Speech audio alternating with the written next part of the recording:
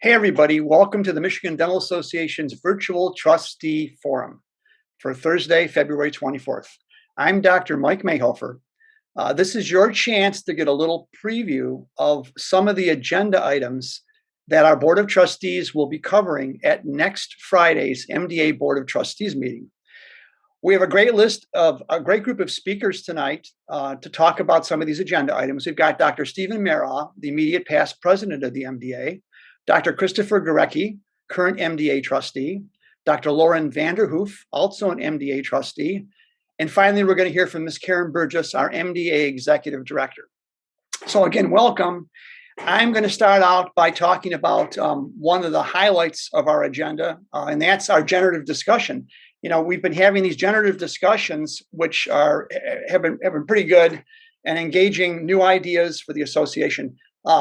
This month at this meeting, our topic is member engagement. So we're going to talk about member engagement. We're going to talk about what it is, if it's really important. How do we define member engagement? What does member engagement mean? Is it clicking on a website? Is it calling the headquarters? Is it reading the journal? Is it attending our CE programs? How do we define member engagement? Is it something we need to define? Is it something we need to collect? And one of the things I'm really excited about is we've invited members of both the LEAD program and our Committee on Diversity, Equity, Inclusion to be there at our meeting next Friday to participate in the discussion. And we're hoping for a real robust discussion and maybe some new ideas on how best to engage members if it's really important. So that's going to be our generative discussion. It's going to be around member engagement. Next, I'm going to have our executive director, Karen Burgess, talk about some of our annual session protocols or our discussion of it. So Karen, why don't you take it? So, of course, the topic of COVID protocols has been questioned, and we do get a lot of questions at the MDA just about what are the rules today, what are the state of Michigan's rules, what are the local health department rules, and also what does the CDC have to say. So as we were looking forward to what health and safety protocols we need to put into place for our annual session, it was important for us to do it in a timely manner. In other words, don't do it so early that we are too far out from the event itself.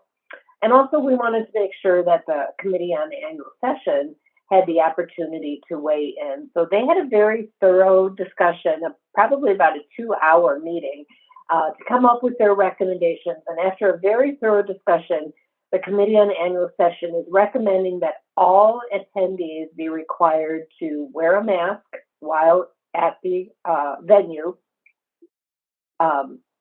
do social distancing where possible, and in most cases it will be possible, and also follow the current CDC guidelines. So whatever the CDC guidelines are, at the time of annual session, they want to make sure that all our attendees, including exhibitors, MDA staff, etc., as well as registrants, are following them.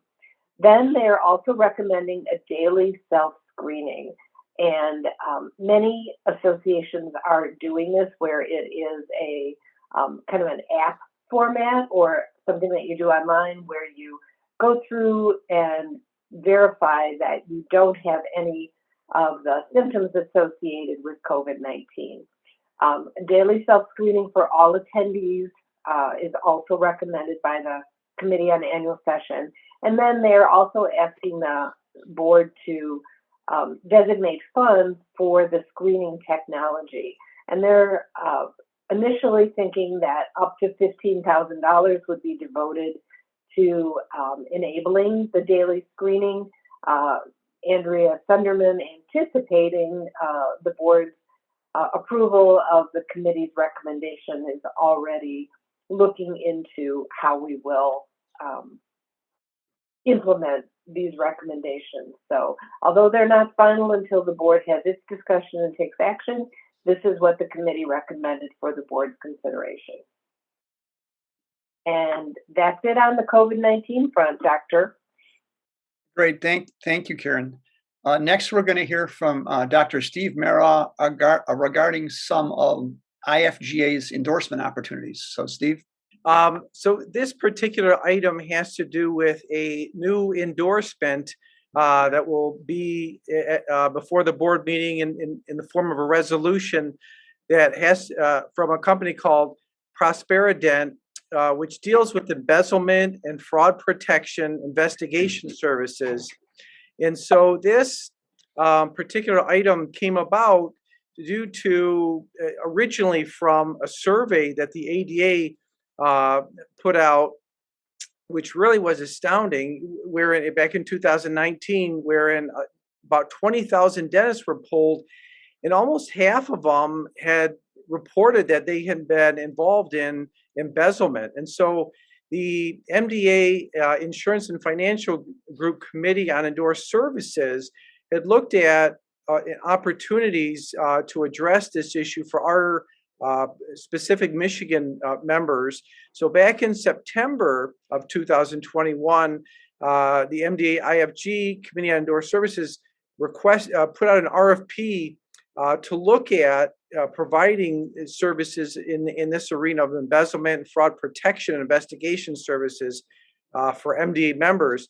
And so in this January 14th, the committee evaluated these RFPs, and Prosperident was put forward. So some highlights of this program will include, the cost of embezzlement investigation typically is between $7,000 and $8,000 to review one's activity. And again, those that were polled, about half of them. So this is a very pertinent area. And so Prosperident had proposed that as a member benefit for our members, they're going to pay a quarterly royalty to the MDA based on utilization from MDA members, and that MDA members will also receive a 6% discount on all services, and they will also be provided free access to the embezzlement risk assessment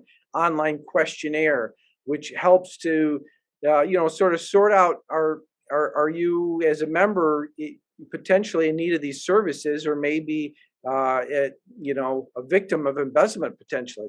So with that being said, our item before the board will be to look at whether or not to include Prosperident for these services as an endorsed member. And that's on that topic. Thank you. Great. Thanks, Steve. I appreciate it. One of the things we're going to do, one of the discussions we're going to have at the next board meeting has to do with looking at potential bylaws amendments. And so Dr. Lauren Vanderhoof is going to discuss two of those right now. So Lauren, why don't you tell them about it? Yeah, so we have two resolutions that'll actually come up in the House of Delegates when we have bylaw changes. It needs to go to the House, and it needs to be voted on and have 2/3 majority to take effect. So these two resolutions are coming from the Committee on Membership, and it's basically looking at our membership classifications. We roughly have 12. They're looking to narrow it down to about 10. The first one that they're looking at removing is the non-dental spouse membership classification. Originally, this was set in place so that if there was a dental member who had passed away, the spouse could still maintain their health insurance benefits through the MDA. Currently, we no longer need to do that for that spouse to maintain health benefits. So the category doesn't really, it's not really needed anymore, and no one's in the category. So they're looking at removing that. The second resolution that will come before the House is to eliminate the limited time practice professional leave members. We do have members in this category, about 114. The category qualifies for dentists earning $50,000 net or less per year. With this membership, they do get a discount. It's 85% off dues. They don't have to pay a special assessment. However, this is not a discount given for the national level. It's only recognized by the state and some local components. So looking at some alternative discounts that the MDA does provide, they have the fee waiver discounts for members who have financial hardship. They could qualify for either 100% discount, 50% discount, And this would actually be recognized at the national, state, and local level. So potentially members could save even more money. And so they're looking at recommending the removal of this category as well. And so those are the two resolutions that will be coming before the House in regards to bylaw changes. Thanks, Mike. Okay, thanks, Lauren. Nice job. Next, we're going to hear from our Executive Director, Karen Burgess, who is going to talk about the strategic plan. So, Karen? Thanks. Once again, I'm going to go ahead and share my screen. Just a couple slides. So our strategic plan is, even though it's the 2021 to 2025 plan, what that means is that the plan, we undergo a complete refresh and kind of building from the ground up in 2025. In the meantime, it is an evergreen plan. And what that means is that as we pursue the different objectives and undertake the different strategies, as things are accomplished, we move through the plan. So when something is done, and for example, we had a strategy of identifying our lagging markets by doing a survey. Well, we did the survey, we've identified our lagging markets, and so we need to update the plan with that information and move on to the next thing, which would be to address that lagging market. So we've got several items coming before the board for progress made on the strategic plan. We're asking the board to review the plan and give an update to specific sections of the plan. And in addition, for our member engagement goal, we're asking the board to fund new technology for member engagement and a software called SharpSpring. So let me tell you a little bit more about that. If I can get to the next, there we go. So in the update section, no surprise that new dentists were identified as our lagging market. They had a lower net promoter score than our overall. Their score was around 35 and our net promoter score for overall members was 40. So the update to the strategic plan will establish new dentists as the lagging market and also set the objective to increase the new dentist net promoter score to 40 or higher. We also made progress on our DEI strategies, and so there were a couple of new things that we were going to be launching under the new strategic plan. One was a collaboration with the ethnic dental organizations. Another was the establishment of a committee on diversity, equity, and inclusion at the MBA level. Both of those things have been undertaken, so we're moving from initiation to implementation on both of those strategies. In addition, we'll be removing a completed strategy to establish relationships with new legislators. You're aware that we have quite a bit of churn in our legislator cadre because of term limits. And so at intervals, we do need to prioritize establishing proactive relationships with the new legislators. And we have done that for the most current crop, so we can move on from that. SharpSpring, which is a tool to help us with member engagement, is something that I think that the board will be very excited to learn about, and we will have the opportunity to talk about it at this board meeting. It is a member relationship management platform, which means basically a software that manages a lot of different things, right? This software is going to allow us to fully understand and engage with our members across all the digital channels. So if you're thinking social media, email, MBA websites, all those ways that we interact with our members via the computer. The software allows us to do multi-step communications campaign, evaluate content that is interesting to different members. And I think this is one of the things we often hear, that members are unhappy with the amount of email they get from the MBA and affiliated organizations. With SharpSpring, a member will be able to customize their subscriptions to MBA communications so that they can choose the kind of email that they want to get. Right now, if you unsubscribe to MBA emails, you have to unsubscribe to everything. It's all or nothing. With SharpSpring, people will be able to choose what they want to receive. So that should help reduce the annoyance and enhance the positive aspects of the interaction. Finally, we will be able to develop a more personalized view of each member based on what they tell us and deliver content to them in a way that they want to receive it. So this is a fairly inexpensive member relationship management platform. It is going to be a $15,000 one-time fee to implement with no ongoing costs unless we want to upgrade or do something different. So the board will be asked to review the SharpSpring proposal and approve, if they agree it's a good idea, the payment of a $15,000 one-time fee to implement it. So that is our strategic plan update. Great, Karen. Thank you. I'm glad you did that report and not me. That was pretty complicated, but thanks for doing that. One of the things we do at the Board of Trustees meetings happens with the Council on Government Insurance Affairs will often bring us pieces of legislation or legislative policy with their recommendation to either support or not support. And they've brought a number of those policies to us at this meeting that we're going to discuss. I'm going to have Dr. Christopher Grecki speak about the first two policies that we're going to consider. And then Dr. Mira and Dr. Vanderhoof are going to speak to the last two. So Chris, why don't you go ahead and tell us about a couple of the two legislative policies that CGIA is bringing to the board at this meeting.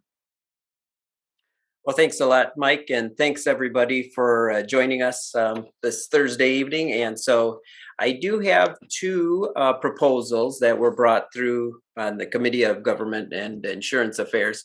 One of them revolves around the virtual credit card payment. So we've all been kind of receiving, I've been anyway, at the office through faxes, these kind of like vouchers that we have to process. And it is basically a credit card payment. But what was happening, and through a resolution in Idaho, there was a proposal that we wanted to follow, that the dentist receive actually 100% of that reimbursement for whatever procedure that was performed. And unfortunately, with some, there's always fees involved with some of these, and so they were cut down, and so people were complaining, hey, how come we're not getting 100% of what we were supposed to receive?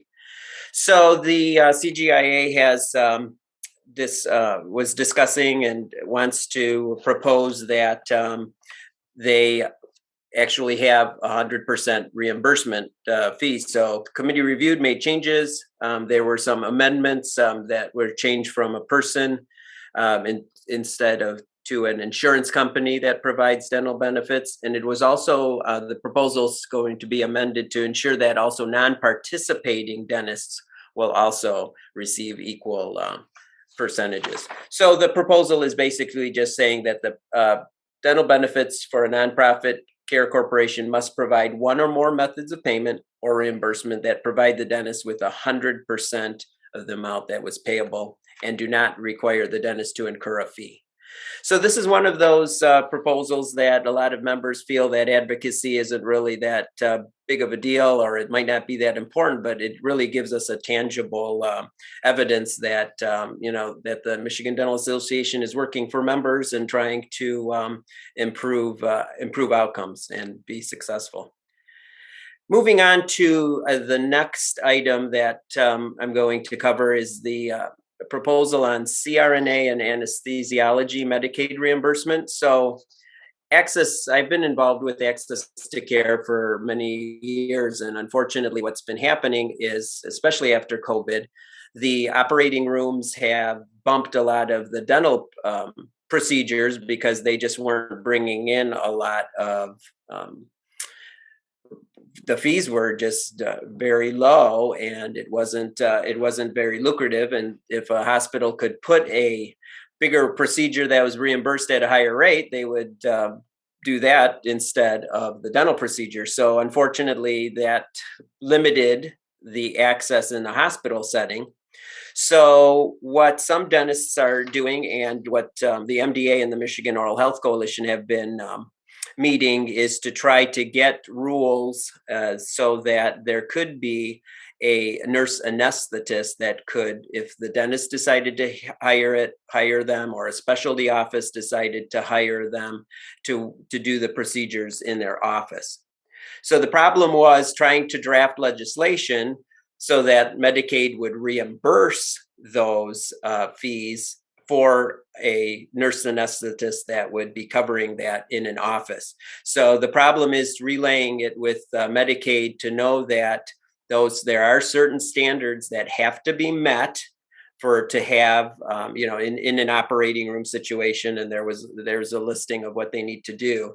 And then as long as all of those standards are met, then Medicaid should reimburse the dentist for those fees that for an operating room procedure and for sedation dentistry. So those are some of the recommendations. The resolution will just read that the health insurance plans, including Medicaid, should provide coverage for general anesthesia provided in a dental office setting by providers that are appropriately licensed and authorized to do so by the Michigan's Public Health Code, and that the Michigan Dental Association will pursue changes to Medicaid policy to cover these services. So hopefully this will keep the ball rolling, and with some of that extra money in the budget, we'll be able to get some of the Medicaid reimbursements up, and being able to improve access to care for a lot of patients that are waiting for these kind of services. So thank you very much. That's the end of my report. Great. Thank you, Chris. Steve, do you want to discuss one of these policies, please? Sure. Thanks, Mike. So the next area has to do with a resolution that deals with the a support of Michigan House bills number 5528 and House Bill 5265, which have to do with accounting for improper unemployment insurance benefits. And so our MDA, Government Insurance and Fairs, looked at these bills and looked whether or not they would benefit dentists and whether we should support them. And the committee recommended, they looked at both these bills, and they said fairness for employers and would benefit dental practices. And for that reason, the committee recommendation is that MDA support this legislation. These bills basically have to do with during the pandemic, unemployment benefits and improper receiving of those benefits. And it said that between 8.3 and 8.5 billion dollars has been improperly paid out. And so, this is certainly a waste, and the government is trying to, make sure we recover these funds. And as a result, the Department of Labor, Employment and Opportunity has sought to recover the funds that were not properly, but improperly paid out. And so both of these bills have to do with recovering these funds. House Bill 5265 specifically looks at what they're able to do when a person has received those benefits they're not entitled to, and empowers them to go through an accounting process to recover those. And then House Bill 5528 likewise looks to prohibit the agency from discharging more improperly paid benefits once it's found out. So in light of these things, the Government Insurance Affairs Committee has said that it would benefit Michigan dentists and practice owners, employers. And so for those reasons, they're looking for the board to endorse, in alignment with the House on these bills. And that's it. Great. Thank you, Steve. And then finally, Dr. Vanderhoof is going to talk about one of our favorite subjects, radiation machine control. So Woo. go ahead. Yeah, so CGIA has proposed a policy for the board that we take a position on House Bill 5116. The recommendation is that we oppose the House bill because of the negative impact it will have on dental practices. Let me talk to you about House Bill 5116 and what it entails. It's looking to change the public health code on radiation control by adding new rules, regulations. It also wants to amend and remove policies already in place in the public health code in regards to radiation control. So let's talk about how it's specifically going to impact dentistry. They want to add new certifications for anyone who is not a licensed healthcare professional. So when it comes to on-the-job trained dental assistants, this is going to limit the scope of their practice, as they won't be allowed to take x-rays unless they become certified. There is regulations proposed for offices that have radiation machines, which is every office, that they would have to, they're required to maintain surety bonds, secured trust funds, or other approved secured instruments that would ensure record retention if closure happens to that office. So that's another burden on practice owners in dental offices.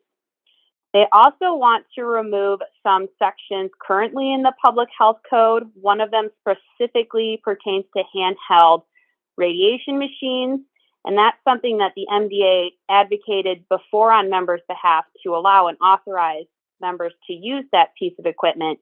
If this gets removed from the current health code, then the MDA would have to renew their efforts to authorize use of the handheld x-ray machines, and we don't know what the rules are going to be in regards to that. So because of the negative impact to dentistry, the CGIA wants the board to approve this proposal that we oppose the House bill so that we can, on a legislative level, have a unified voice. We can go to our legislators and say, hey, the MDA and all of its members oppose this bill. So that's another important legislative action item that we're doing for our members at the MDA level. Thanks, Mike.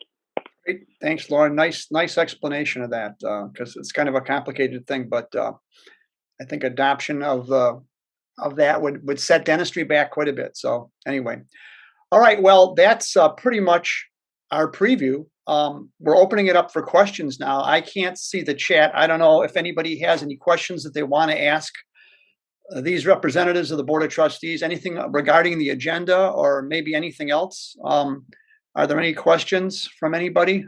What is the number on the radiation bill? Lauren, do you have that? Yes, it is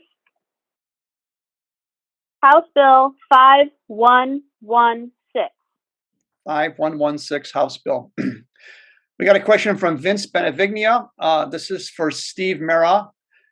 How would the dentist benefit from supporting the state of Michigan clawing back improperly paid out UIA payments? Why should the MDA support this? I have had two of my office employees get involved in this mess, and one had to go as far as getting their state representative involved. It is a mess. Good question, Vince. And I think everyone but you will benefit. No, I'm just kidding. So I can't speak for Bill and the committee. I'm obviously referring this information, but I think the spirit of it is an indirect benefit insofar as employers, who all of us, business owners pay into unemployment insurance. And so certainly if there is a lot of fraud and misappropriation of funds, it makes it more expensive for all of us as employers who pay into the system.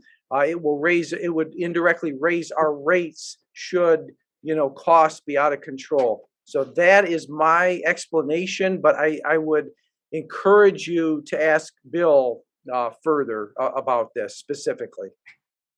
Great. Thanks, Steve.